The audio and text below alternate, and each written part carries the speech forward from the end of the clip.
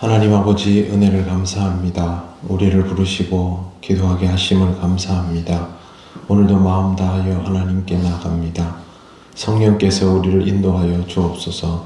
예수님 이름으로 기도드립니다. 아멘. 찬송가 329장 하나님께 찬양드립니다.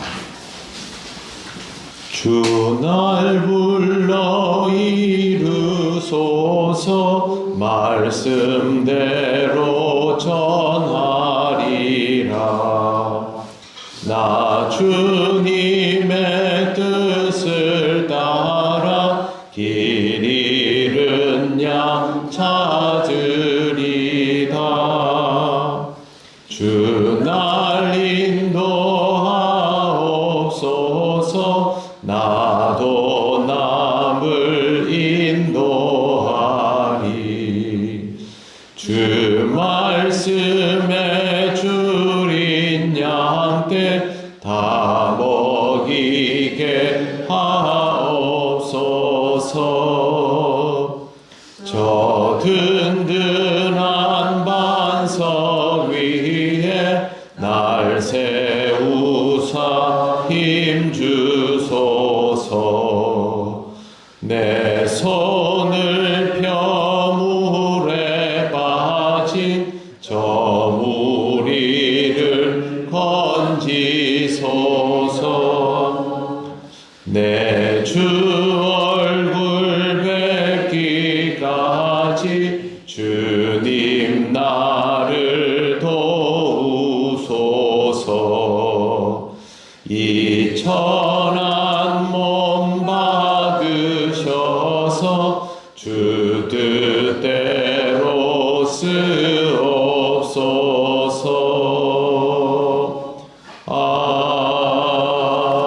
아멘. 하나님 말씀 사도행전 13장 13절입니다. 함께 봉독하겠습니다. 바울과 및 동행하는 사람들이 바보에서 배 타고 밤빌리아에 있는 버가에 이르니 요한은 그들에게서 떠나 예루살렘으로 돌아가고. 아멘. 오늘 말씀을 보시면 바울과 및 동행하는 사람들 이렇게 되어 있습니다. 이전까지는 바나바와 사울이라고 표기되었다가 사울에서 이름이 바울로 지난 시간에 바뀌어져 기록되어 있는 것을 보았는데, 오늘부터는 바울이 제일 먼저 나오고 있습니다. 우리가 그동안 보아온 것처럼 냉정하게 말하면 이방 지역 선교의 출발점은 바나바입니다. 바나바를 통하여 안디옥의 교회가 세워지고, 사울도 바나바를 통해서 사실은 그 회심의 시간에 안정화가 되고 신앙교육을 받았기 때문에 바나바의 역할이 절대적으로 중요하고, 지금 파송되었지만 실질적으로 이때까지만 해도 안디옥 교회의 수장은 사실상 바나바라고 해도 과언이 아닙니다. 그런데 사역의 리더인 바나바가 아닌 바울의 이름이 등장하고 있다라는 것은 이방 지역 선교에 있어서 주역이 바뀌었다라는 것을 뜻합니다. 바울의 사역은 훗날 다시 디모데와 다른 제자들을 통하여 승계가 됩니다. 바울은 하나님께서 바울이 허락한 시대의 주역으로 살게 되고, 또 그 다음에는 디모데와 같은 목회자들이 나와서 그 뒤를 이어가게 되고, 그 뒤에 나오는 시대를 또 속사도 시대라고 부르기도 합니다. 바나바에서 바울로, 바울에서 디모데로, 디모데에서 또 다른 사역자들로 이렇게 계승이 되고 있는 것은 우리 시대에도 똑같은 방식입니다. 누군가가 저와 여러분에게 복음을 주거나 또 복음을 가르쳐 주었습니다. 그리고 신앙의 묘미를 알게 되었고, 지금은 또 우리가 이 시대의 주역으로 살아가고 있습니다. 또 시간이 지나면 우리 다음 세대가 역할을 감당하게 될 것입니다. 그러면 그 다음 세대는 그 다음 세대로 복음을 전하면서 신앙적인 계승을 이어가게 됩니다. 지금 한국교회에 다음 세대가 없다라는 말들을 많이 하고 이제는 적응이 돼버린 정도입니다. 한국교회에 다음 세대가 없는 건 맞습니다. 그런데 다음이 없다라는 말은 다음이 문제가 있다는 말이 아니라 지금이 역할을 못하고 있다라는 뜻입니다.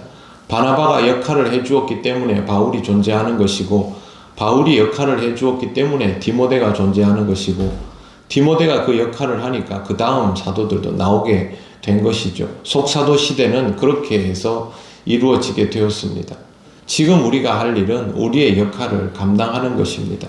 우리가 우리 세대 안에 가두어진 교회를 만드는 것이 아니라 복음의 진리로 무장하고 그 가운데에서 영적 자유를 누리는 그리스도인으로 살아가기만 한다면 복음은 세대의 간격을 뛰어넘지 못할 리가 없습니다. 우리는 우리 시대의 정서를 가지고 살아가지만 다음 시대는 다음 시대의 정서를 가지고 살게 되겠지만 복음은 그 가운데에서 충분히 가교의 역할을 할 수 있는 것입니다. 그러므로 우리가 할 일은 우리의 세대를 책임지고 최선을 다해서 복음을 지키고 전해 나감을 통해서 다음 세대가 신앙적으로 자랄 수 있도록 우리의 모든 것을 쏟아붓는 것입니다. 우리를 위한 교회 공동체가 아니라 다음을 위한 공동체를 의식하고 신앙의 후진들을 잘 양성할 수 있는 교회가 될 때 하나님께서 원하시는 소임을 감당하는 영적 공동체가 된다는 것을 꼭 기억을 하시기를 바랍니다. 바울 일행은 구브로를 떠나서 새로운 지역으로 향했는데 밤빌리아 버가입니다. 밤빌리아 버가는 구브로에서 배를 타고 북쪽으로 올라가면 제일 먼저 만나게 되는 터키 남부 해안에 있는 항구 도시입니다. 이 도시에서 위로 올라가면 안디옥이라는 곳이 있습니다. 이 안디옥은 비시디아 안디옥입니다. 최초로 세워진 이방 지역의 교회는 수리아, 지금 시리아 지역에 있는 안디옥이고, 여기에서 버가에서 올라가는 지역의 안디옥은 비시디아 지역, 터키 지역의 안디옥입니다. 그런데 오늘 본문에 보시면 요한은 그들에게서 떠나 예루살렘으로 돌아가고 라고 되어 있습니다.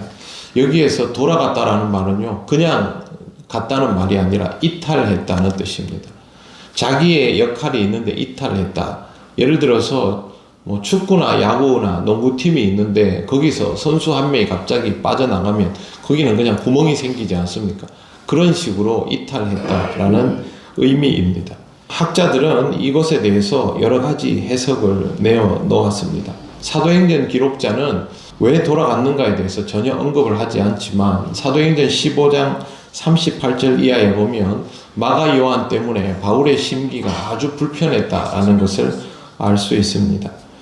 해석을 몇 가지 들어보면 이렇습니다. 첫째는 마술사 엘루마에 의하여 자기 삼촌 바나바지요.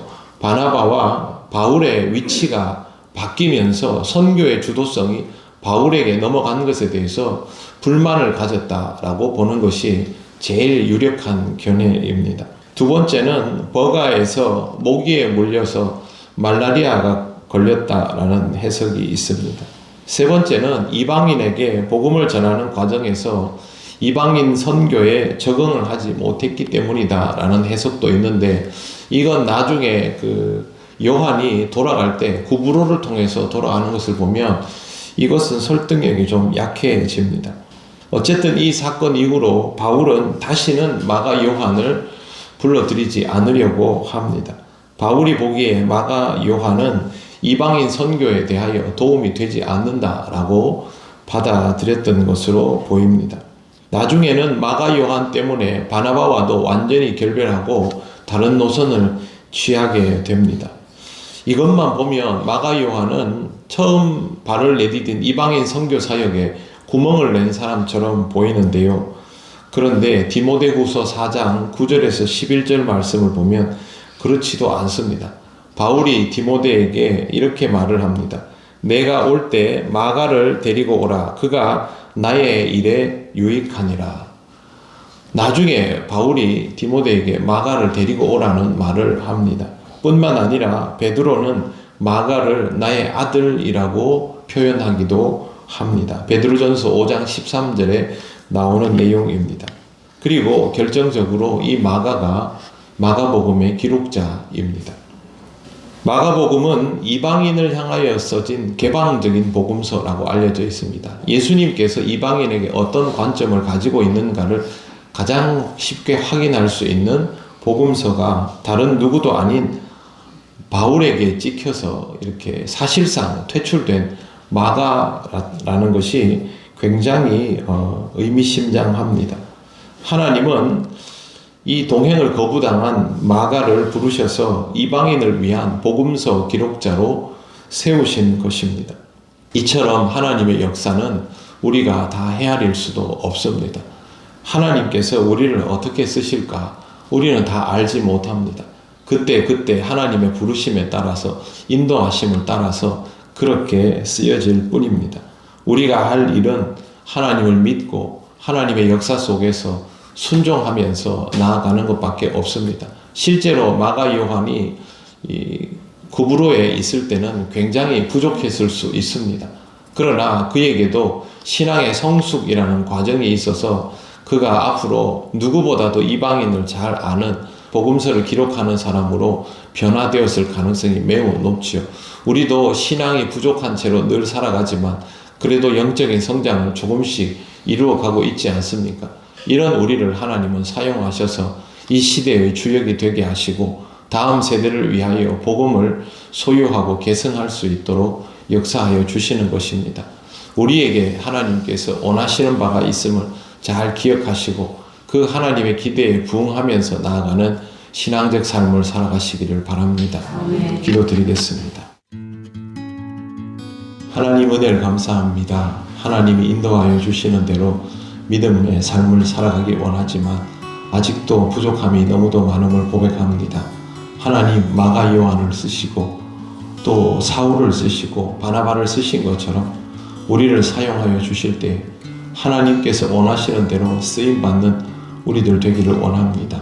하나님의 뜻을 다 헤아리지 못할지라도 믿음으로 하나님께 나아가며 순종하며 살아가는 우리들 되게 하옵소서. 하반기 첫 주일을 하나님께 올려드립니다.